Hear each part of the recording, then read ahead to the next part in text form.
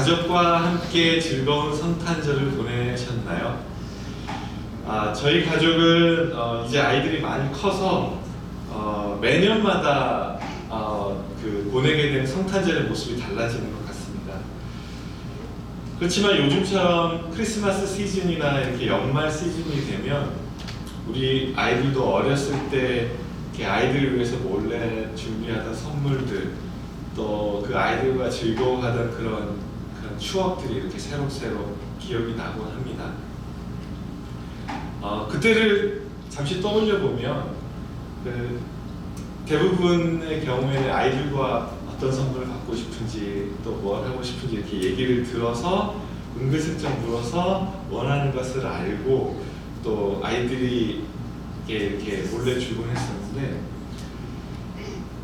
그렇지만 그 선물이 무슨 선물을 받고 싶은지 듣고 나서도 이게 정말 그 아이에게 필요한지, 아니면 정말 이게 이 상황에서 이 아이에게 가장 좋은 것인지를 생각해보고 또 다른 것을 줬던 그런 기억도 있었던 것 같습니다. 결국은 아이들이 어떤 것을 원하는지 또 아이에게 무엇이 가장 좋은 것인지를 고민해서 그 아이에게 좋은 것을 주고 싶은 그런 부모의 마음이었던 것 같습니다. 저는 미국에 온 이후에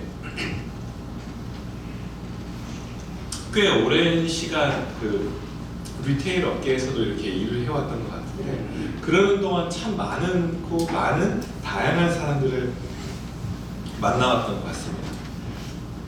특히 얼마 전 이제 크리스마스 시즌이 다가오기 때문에 이제 가게에도 한 일주일 정도 손님들이 많이 오시는데, 그 특별한 손님을 한 분이 기억이 납니다.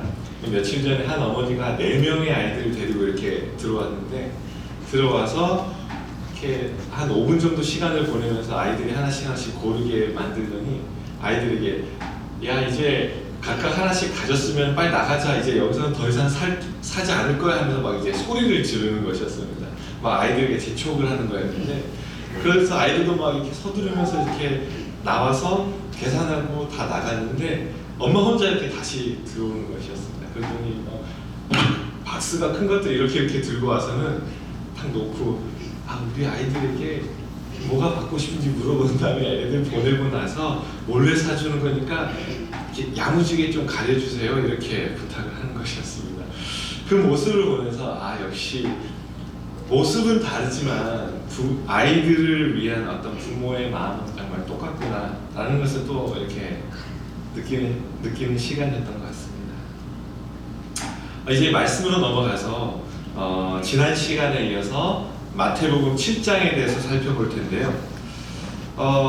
마태복음 7장 7절로 12절까지는 저희가 얼마 전에 암송을 했기 때문에 제가 본문에서 뺐지만, 그래서 본문은 1절부터 5절까지로 삼았지만 전체적인 내용은 7장 1절로 12절까지가 되겠습니다.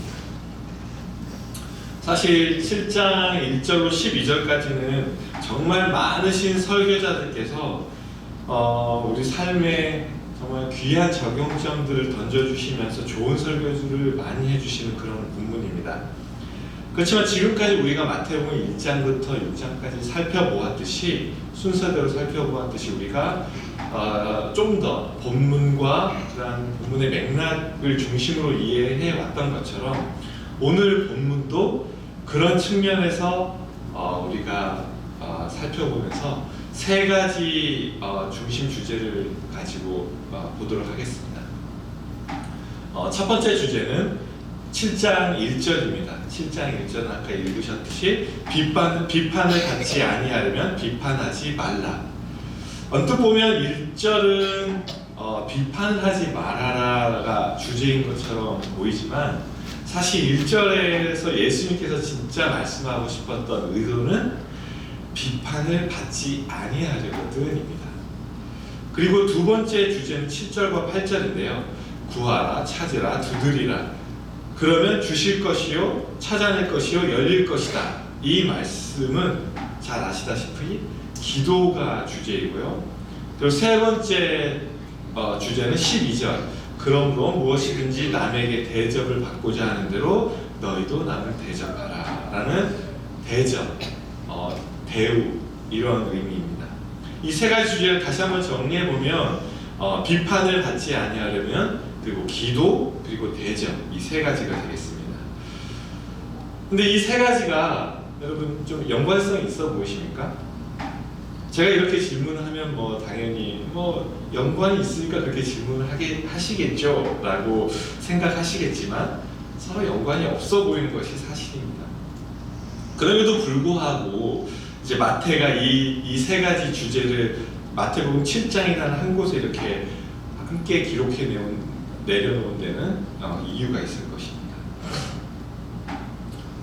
이제 이 세 가지 주제들을 살펴보시면 이 세 가지 주제들이 더 큰 주제를 향해 가고 있는 것을 우리가 살펴보면서 또 하나님께서 우리에게 말씀하시고자 하는 그런 의도를 한번 보도록 하시겠습니다. 죄송합니다. 제가 목이 상태가 안 좋아가지고. 첫 번째로 비판을 받지 아니하려면입니다. 일반적으로 비판을 한다라고 하면 우리는 정확한 기준과 그리고 균형을 가지고 사실에 근거해서 비판을 해야 건전한 비판이 됩니다. 그렇지만 그런 기준이나 균형이나 어떤 그런 근거 없이 비판을 하게 되면, 그리고 감정과 우리가 생각하고 싶은 대로 하게 되면 우리가 뭐라고 합니까? 비난이라고 합니다. 따라서 정확한 기준과 균형을 가지고 올바르게 그것을 가지고 있을 때 우리는 누군가를 비판할 수도 있고, 어떤 사회와 공동체를 향해서도 비판을 할 수 있는 것입니다. 성경에서도 보시면 예수님께서는 무조건 비판하지 말아라 라고 하신 것이 아니라, 마태복음 16장이라든지 누가복음 12장 등을 보시면 분별하여라, 그리고 왜 비판하지 못하느냐, 이렇게 진리가 아닌 것을 분별하고 진리를 바르게 판단해서 비판할 것은 비판하라고 분명하게 말씀하셨습니다. 그런데 본문 1절로 3절에서 예수님께서는 말씀을 정확히 알고 가르쳐야 할 서기관들과 바리새인들을 향해서 그들이 비판을 받지 않으려면 어떻게 해야 하는지를 말씀하고 계시는 것입니다. 우리는 지난 시간 마태복음 6장에서 살펴본 두 가지를 기억합니다. 기억하십니까? 외식하지 말아라, 염려하지 말아라. 외식은 내가 말하는 것이 나의 삶이어야 되는데 나의 말과 다른 삶을 사는 모습을 외식이라고 하였고, 염려는 살아가면서 걱정과 불안으로 살아가는 모습을 가리켰습니다. 이 외식과 염려도 이렇게 서로 연관성은 없어 보입니다. 그렇지만 여러분, 외식이라는 그 모습은 어디서 나올까요? 외식이 나오게 되는 시작은 나의 마음의 중심이 하나님을 향하지 않고 이 땅의 가치와 사람들에게 맞춰져 있을 때 시작됩니다. 그리고 염려는 어떻습니까? 염려도 마찬가지로 우리 하나님께 나의 마음이 향해 있고 하나님의 공급하심과 인도하심이 있다면 하지 않아도 되는데, 세상의 것과 세상의 원리에 나의 시선이 맞춰져 있게 되면 염려하게 되는 것입니다. 그래서 지난 시간에 살펴봤던 마태복음 6장 31절로 32절에는 이렇게 말씀하고 계십니다. 그러므로 염려하여 이르기를 무엇을 먹을까, 무엇을 마실까, 무엇을 입을까 하지 말라. 이는 다 이방인들이 구하는 것이라. 너희 하늘 아버지께서 이 모든 것이 너희에게 있어야 할 줄을 아시느니라. 방금 읽으신 말씀 속에 오늘 세 가지 주제가 가리키는 더 큰 주제에 중요한 단서가 들어있습니다. 대부분의 사람들은 인생의 문제를 자신의 힘으로 또 내가 책임져야 된다라고 생각하기 때문에 이 문제를 해결함에 있어서 힘에 부치거나 또 방법이 없는 것 같으면 염려를 하게 됩니다. 그런데 마태는 그런 사람들을 향해서 누구라고 표현합니까? 이방인이라고 표현했습니다. 또 이방인은 누구입니까? 하나님을 모르는 사람들. 그렇다면 하나님을 모르는 사람들의 반대를 표현하면 어떻게 됩니까? 은유적인 표현으로 하나님을 아버지로 둔 사람들. 그럼 이 사람들의 인생의 문제와 어떤 힘든 일들은 누가 책임지십니까? 아버지. 아버지가 되시는 하나님 아버지께서 책임을 지십니다. 즉 지난 시간에 우리는 하나님 아버지와의 관계성을 회복할 때 외식과 염려에서 자유로울 수 있다는 것을 우리가 보았었습니다. 그럼 오늘의 이 세 가지 주제가 향하는 큰 주제도 바로 하나님 아버지와의 관계라는 것을 우리가 알 수 있습니다. 근데 여러분, 하나님 아버지와의 관계의 회복이라는 문제는 아버지와 나와의 문제입니다. 이 세상 모든 사람은 완벽하지가 않습니다. 따라서 그 누구도 다른 사람을 비판할 수 없고 나는 완벽하게 다 지키며 산다라고 과신하며 살아갈 이유도 없는 것입니다. 그럼에도 불구하고 그것을 자꾸 다른 사람에 향하게 되면 그들을 향하게 되면 그들의 상황과 처지를 판단하게 되고 또 비판하게 되는 것입니다. 오직 하나님만 완벽하시며 모든 것을 판단하실 수 있습니다. 그렇다면 결국 예수님께서 지적하신 그들의 외식함으로 다른 사람을 비판하는 행위는 무엇이라고 결론을 내릴 수 있을까요? 그 외식에서 시작된 비판은 하나님이 하실 것을 내가 하려고 했던 것, 즉 나 스스로를 하나님의 자리에 앉히려고 했던 것이었던 것입니다. 반면 성경에는 자신의 인생에서 일어난 모든 일을 스스로 판단하지 않고 온전히 하나님께 맡겼던 많은 사람들이 등장합니다. 그리고 특별히 창세기 50장에는 우리가 아주 잘 알고 있는 한 사람이 등장합니다. 바로 요셉입니다. 요셉은 형들에 의해서 다른 곳으로 팔려가게 되었고 억울하게 누명을 씌어서 쫓겨다니면서 감옥에 갇히는 등 정말 인생 그 자체가 혼란이었습니다. 그런데 어떤 드라마나 영화에서도 이런 스토리를 쓰지 않는데 그 감옥에 갇혔던 죄수가 하룻밤 만에 바로 이 대제국 애굽의 총리가 되었던 것입니다. 좀 우스갯소리로 표현해보자면 내가 하다 보니 이 자리까지 올라간 것입니다 라고 요셉은 그렇게 표현할 수도 있을 텐데 정말 그 요셉이 총리라는 자리에 올라갔을 때 정말 생각해보니 얼마나 헷갈렸을까요? 또 그렇게 어찌됐든 그렇게 적응하면서 살아가고 있는데 어느 날 그 지역, 그 근동 지역 전체에 엄청난 가뭄이 닥쳐서 자신을 팔아버렸던 형들이 어느 날 자신에게 먹을 것을 구하기 위해 자신에게 엎드리기 위해 그 앞으로 왔던 것입니다. 다른 나라에 자신을 팔아버렸던 그 형들을 만났을 때 또 요셉이 자신이 동생임을 그 정체를 밝혔던 그때 요셉이 형들에게 했던 말을 여러분들 기억하십니까? 방금 띄워주셨던 말씀 다시 한번 띄워주시겠어요? 다 함께 읽으시겠습니다. 요셉이 그들에게 이르되 두려워하지 마소서 내가 하나님을 대신하리이까. 네, 맞습니다. 대신하리이까 였습니다. 혼란스럽고 이해할 수 없던 일들의 연속이던 자신의 인생을 나 스스로도 이해할 수 없었던 요셉은 다른 사람에게도 어떻게 설명해야 될지를 몰랐을 것입니다. 그렇지만 정말 확실한 것은 나의 인생에서 일어났던 모든 그 과정과 지금 내 자신의 모습을 볼 때 이토록 놀랍도록 이 결과로 인도하신 모든 것이 하나님의 은혜인데 그 과정에서 일어났던 사건 하나하나를 가지고 내가 하나님이 이렇게 하셨고 이렇게 하셨다고 내가 판단할 수 있겠습니까? 내가 그 하나님이 하셨던 일을 대신 이야기할 수 있겠습니까? 라고 고백하는 것입니다. 마찬가지로 말씀에 근거하지 않고 하나님을 신뢰하지 않은 채 사람과 환경을 비판한다는 것은 하나님의 자리에 나 자신을 앉혀서 하나님을 대신하는 그러한 큰 죄가 되는 것입니다. 특별히 어떤 공동체에서든지 다른 사람이 아니라 지도자들이 이런 실수를 할 가능성이 큽니다. 교회 안에서도 마찬가지겠지요.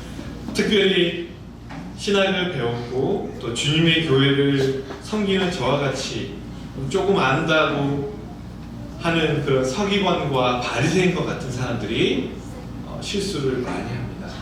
또 살아가면서 앞으로 더 많이 할지도 모릅니다. 요즘과 같이 또한 정말 어마어마한 그런 정보 기술로 매일매일 무쌍하게 변하는 이러한 시대에 정말 더욱더 그렇게 될 가능성이 클 것입니다. 가짜 뉴스도 너무나 많고 잘못된 정보도 너무나 많습니다. 정말 아시지 않습니까? 특별히 요즘에는 그 AI라는 것이 정말 인간의 모든 삶의 영역을 정말 적용되고 발전하면서 이제는 제가 여기서 말씀을 선포하고 있지만 설교의 영역까지 침범하고 있는 것을 보게 됩니다. 정말 우리 주의 종들이 정말 어떤 영역까지 정말 그 AI가 침범하여서 또 혼란스럽게 할지 또 걱정이 되지만 정말 주님께서 맡겨주신 양들을 실족시키지 않도록 정말 신앙적 양심을 가지고 사역에 임하고 삶을 살아가는 정말 무엇보다 지혜가 더 필요한 시기가 아닌가 생각이 됩니다. 이제 두 번째 주제인 구하라, 찾으라, 문을 두드리라입니다. 여기에 등장하는 이 기도의 모습은 여러분 너무나 익숙하실 텐데 그래서 오해도 많은 말씀입니다. 왜냐하면 이 말씀을 가지고 얻어질 때까지 찾아들 때까지 문이 열릴 때까지 기도하십시오 라는 어떤 기도의 방법과 방향성을 이렇게 우리가 제시하기에는 너무나 좋은 말씀이기 때문입니다. 물론 예수님께서는 성경 전반적으로 그렇게 기도의 열심과 기도의 방법을 강조하셨습니다. 하지만 앞장과 본문의 문맥을 좀 더 이렇게 살펴보면 본문은 그런 기도의 열심과 그런 기도의 방향을 강조하는 것이 아니었습니다. 8절부터 11절까지를 한번 같이 읽으시겠습니다. 시작. 구하는 이마다 받을 것이요 찾는 이는 찾아낼 것이요 두드리는 이에게는 열릴 것이니라. 너희 중에 누가 아들이 떡을 달라 하는데 돌을 주며 생선을 달라 하는데 뱀을 줄 사람이 있겠느냐. 너희가 악한 자도 좋은 것으로 자식에게 줄 알거든. 하물며 하늘에 계신 너희 아버지께서 주시지 않겠느냐. 아멘. 제가 빨간색으로 표시를 했는데 여기에는 두 명이 등장합니다. 누가 등장합니까? 아버지와 아들. 여기서 예수님이 이 비유를 말씀하시는 것은 역시 그 아들이 얻어질 때까지 찾아낼 때까지 열릴 때까지 아버지에게 기도하는 행위를 강조하는 것이 아니라 아버지와 아들의 관계성을 강조한다는 것이 중요합니다. 자, 생각해 보시겠습니다. 이렇게 아들을 정말 사랑하는 아버지가 있다면 아들이 원하는 대로 갖고 싶은 대로 주지는 않습니다. 왜요? 우리 초반에 살펴봤듯이 자녀를 진정으로 사랑하는 아버지는 자녀가 달라고 하는 모든 것이 그 자녀에게 좋은 것이 아니라는 것을 알고 있고 무엇이 아들에게 가장 좋은 것인가를 누구보다 잘 고민하고 또 알고 있기 때문입니다. 우리는 계속해서 반복해서 듣고 있지만 기도의 응답에는 yes, no, 그리고 기다리라고 하는 무응답이 있습니다. 그리고 우리는 그것을 잘 분별해야 된다는 것도 너무나 잘 알고 있습니다. 그래서 우리는 가끔 살아가다 보면 현실 가운데 응답이 없다고 현재는 힘들어하지만 시간이 지났을 때 내가 그때 하나님께 기도한 것이 응답이 되지 않아서 정말 얼마나 다행인지 모르겠다 라고 고백하는 경험들도 한 번쯤은 계실 것입니다. 돌아보면 하나님은 한 번도 나를 실망시키신 적이 없으십니다. 아멘. 하나님은 내가 나를 아는 것보다 나를 더 잘 아셔서 더 좋은 것으로 주시기 때문입니다. 이제 마지막 12절입니다. 그러므로 무엇이든지 남에게 대접을 받고자 하는 대로 너희도 남을 대접하라. 앞서 두 가지 남에게 비판을 받지 아니하면 그리고 기도, 이 두 가지 주제에 대해서 살펴보았었는데 방금 보신 12절은 앞에 두 주제와 또 더 연결성을 찾기 어려운 것 같습니다. 그나마 연결해서 생각해 본다면 기도의 응답을 잘 받으려면 그나마 남을 잘 대접해야 되겠구나 정도가 되지 않을까 싶습니다. 그렇지만 여기에도 예수님께서 말씀하시고 싶어 하시는 또 의도를 좀 더 생각해 봐야 합니다. 자, 예를 들어서 대학생 아들이 있다고 생각해 보겠습니다. 그런데 이 아들이 등록금을 내야 될 때가 다가오자 어떤 동네 아저씨에게 다가가서 저기 아저씨, 제가 대학교 등록금을 내야 되는데 빌려주시면 안 되겠습니까? 제가 도와주시면 이 은혜는 평생 잊지 않겠습니다 라고 얘기했다고 생각해 보겠습니다. 그리고 그 이야기를 했다는 것을 아버지가 들었습니다. 아버지의 기분이 어떨까요? 근데 그 아들이 아버지가 이렇게 등록금을 못 내서 걱정하실까봐 제가 옆집 아저씨에게 그렇게 얘기했습니다 라고 한다면 이 상황이 이해가 되십니까? 이 아들은 아버지를 아버지로 바로 대접하지 않은 것입니다. 오히려 이런 상황에 닥치게 되면 아들은 아버지에게 돈을 맡겨놓은 것처럼 이렇게 이야기를 해야 되는 것입니다. 그렇게 이야기를 해야만 아버지를 아버지로 대접한 것이 되는 것입니다. 아버지에게 여유가 있다면 물론 그냥 줄 수도 있겠지만 또 상황이 안 되면 여러 가지 이야기를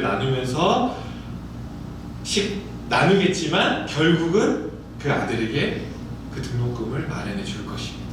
여기서 우리가 기도의 가장 중요한 본질을 찾을 수 있습니다. 기도는 흔들리지 않는 믿음으로 내가 누구에게 나아가느냐, 즉 다른 사람이나 다른 신이 아니라 내가 얼마나 하나님을 아버지로 믿고 아버지께로 나아가느냐의 싸움인 것입니다.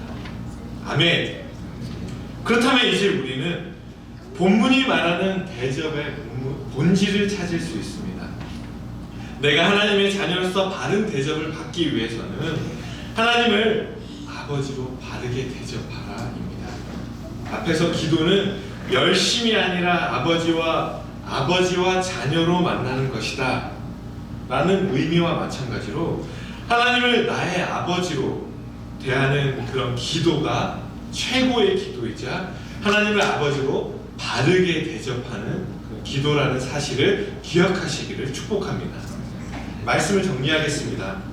오늘날을 살아가는 우리에게는 하나님이 아버지가 되신다는 것이 너무나 당연한 것처럼 들리지만 당시의 종교 지도자들에게는 그리고 종교 지도자들과 유대인들에게는 너무나도 거룩하신 하나님께서는 하나님과 아버지를 연결시키기에는 그들은 그러한 개념도 없었고 이해할 수도 없었습니다.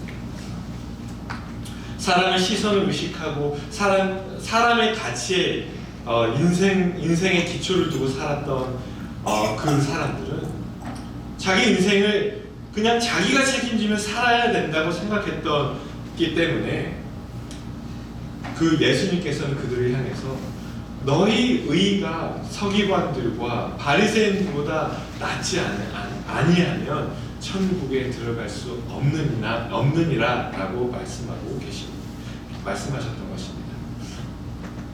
오늘 본문의 주제 세 가지를 다시 한번 정리해 보겠습니다. 비판을 받지 아니하려면 모든 상황과 다른 사람에게 대한 판단도 최종적으로 하나님께 맡겨야 합니다. 내가 하나님의 자리를 대신할 수 없고 그래야 하나님을 아버지로 바르게 섬기는 자녀의 모습이기 때문입니다. 두 번째로 기도는 그냥 마냥 열심히 하는 것이 아니라 나의 삶과 나의 삶의 모든 주제와 모든 문제를 아버지께 맡기고 아버지와 자녀의 관계로 만나는 것입니다. 그리고 마지막 세 번째로 하나님을 아버지로 바르게 대접하고 바르게 대우해야 합니다. 서두에서 자녀가 좋아하는 것을 마냥 들어주지만은 않는 부모의 모습을 나눴던 것을 기억하실 것입니다. 자녀는 자신이 기대하고 원하는 것을 아버지께 구할 수는 있지만 더 좋은 것으로 채워주시는 하나님 아버지를 신뢰하며 나아가는 것이 자녀의 모습인 것입니다. 오늘 이 말씀이 2025년을 마무리하며 또 새롭게 맞이할 2026년을 준비하며 새롭게 다짐하고 새롭게 계획하시는 우리 사랑하는 신노벨리 아름다운 교회 성도님들이 2026년에도 진정한 예배자가 되고 또 예배를 통해 삶과 인생이 회복되는 그러한 은혜를 누리시기를 주님의 이름으로 축복합니다. 아멘. 기도하시겠습니다.